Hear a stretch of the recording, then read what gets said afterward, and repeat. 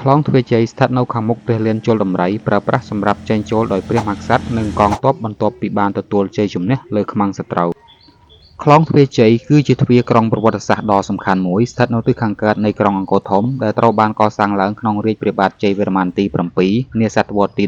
12ផ្លូវចេញចូលនៃខ្លងទ្វារនេះរត់តភ្ជាប់ត្រង់ទៅកាន់លានជលដំរីនិងព្រះបរមរាជវាំង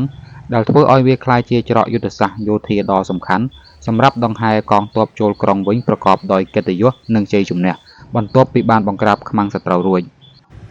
ផ្នែកស្ថាបត្យកម្មដ៏លេចធ្លោនៃខ្លងទ្វារនេះគឺមានកំពូលឆ្លាក់រូបព្រះភ័ក្ត្រដ៏ធំចំនួន4បែរទៅរកទិសទាំង4ដែលតំណាងឲ្យការការពារនិងព្រំហេតុធម៌ដ៏ទូលំទូលាយ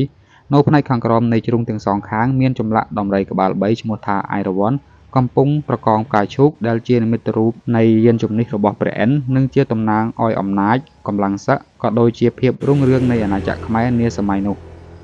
បន្ថែមពីនេះនៅខាងមុខខ្លងទ្វារមានស្ពានហាលអមដោយរូបចម្លាក់ទេវតាចំនួន54អង្គនៅខាងឆ្វេងនិងអសុរាចំនួន54រូបនៅខាងស្ដាំដែលកំពុងទាញព្រះភិជង្គនាគរំលេចពីឈុតកូរសមុទ្រទឹកដោះចម្លាក់ដ៏ស្គមស្កៃនេះមិនត្រឹមតែបង្ហាញពីភាពអស្ចារ្យនៃសិល្បៈដូនតាប៉ុណ្ណោះទេប៉ុន្តែវាក៏បង្កប់នូវអត្ថន័យនិមិត្តរូបនៃការស្វែងរកសេចក្តីសុខអមតភាពនិងការការពារព្រះនគរឲ្យរួចផុតពីគ្រោះភ័យទាំងពួងផងដែរ